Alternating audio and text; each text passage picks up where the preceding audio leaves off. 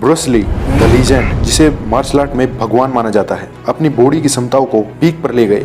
इतना ही नहीं, body building को एक नए लेवल पर पहुंचाने का श्रेय भी ब्रूस ली को जाता है। ब्रूस ली दुनिया के लिए लीजेंड उनकी power and strength, ripped physique, speed के लिए हैं। उन्होंने जो भी वर्ल्ड रिकॉर्ड बनाए हैं वो इन्हीं चीजों पर बेस्ड हैं, उनकी अविश्वसनीय स्पीड और स्ट्रेंथ। आज इस वीडियो में हम ब्रूस ली के फुल वर्कआउट प्रिंसिपल पर बात करेंगे, किस फिलोसफी के तहत वो वर्कआउट करते थे और कौन से प्रिंसिपल बेस्ड वर्कआउट फॉर्म करते थे। एक एक एक्सपेक्ट पर बात करेंगे, एंडुरेंस एंड स्पीड, रिप्ड फिजिक और स्ट्रेंथ। देखिए, वैसे तो ब्रूस ली बहुत से वर्कआउट प्रोग्राम तैयार करते थे और उनको अपनी बॉडी पर अलग अलग तरीके से एक्सपेरिमेंट करते थे। उनके कुछ इंपॉर्टेंट वर्कआउट प्रोग्राम के बारे में चर्चा करेंगे, जिसमें से पहला है स्क्वेंस ट्रेनिंग रूटीन प्रोग्राम। यह वर्कआउट ऐड करने से उनमें एंडुरेंस, फ्लेक्सिबिलिटी और स्ट्रेंथ तीनों चीजें पीक पर पहुंच जाती हैं। इसका मॉडल कुछ ऐसा है, जैसे 1 मिनट रोप जंपिंग की, फिर बिना रेस्ट के अगली एक्सरसाइज की, जैसे रोप जंपिंग के तुरंत बाद फॉरवर्ड बेंड किया 1 मिनट के लिए, ऐसे ही 1 मिनट के लिए फिर जंपिंग जैक की, इस तरीके से फिर 1 मिनट के लिए कैट स्ट्रेच की।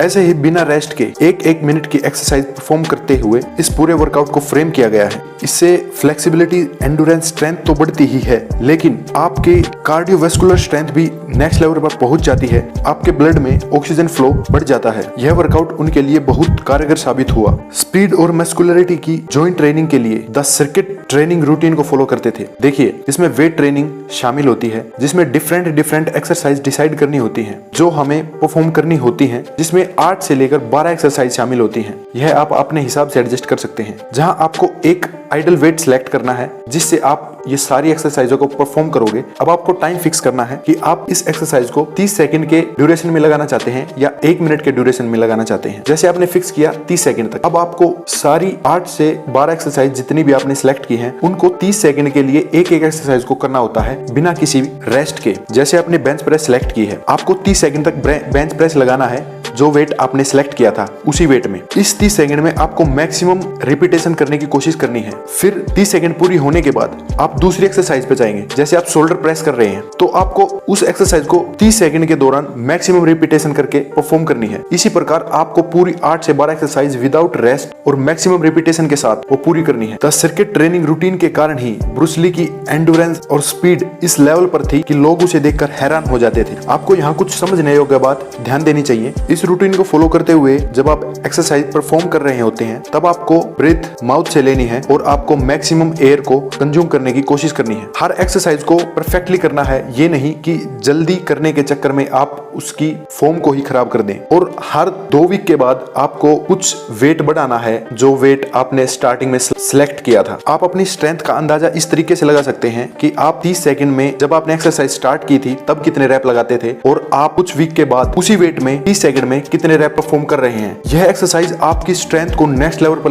ले जाएगी। देखिए, ब्रूस ली ये बिलीव करते थे कि स्पीड और एंडुरेंस बॉडी की स्ट्रेंथ पर निर्भर करती है। नेक्स्ट है मोशनलेस एक्सरसाइज। जैसा कि पुरानी वीडियो में आइसोमेट्रिक एक्सरसाइज के बारे में चर्चा कर चुके हैं, उसी प्रकार ब्रूस ली अलग अलग बॉडी पार्ट को अलग अलग एंगल पर डिफरेंट तरीकों से ट्रेन करते थे। जैसे इसमें एक फिक्स पोजीशन बना के एक आयरन चेंज को फुल फोर्स से खींचने की कोशिश कर रहे हैं। यहाँ पूरा 100% फोर्स एक्सर्ट कर रहा है। प्रकार हैंड ग्रिप के लिए स्पेशल इक्विपमेंट का प्रयोग करते थे, जिसमें वे वेट को फुल फोर्स से मूव करने की कोशिश करते थे और उस चीज को फिक्स ड्यूरेशन के लिए होल्ड करके रखते थे। ऐसे ही डेडलिफ्ट, बेंच प्रेस बार को किसी एक पोजीशन पर सेट करके जहां से वो मूव ना हो सके, या आप इतना वेट ले सकते हैं जो आप उठा ना सके या हिला ना सके, उसको फुल्ली फोर्स एक्सर्ट करके मूव करने की कोशिश करते हैं। लेकिन ध्यान रखें, वह मूव नहीं होना चाहिए।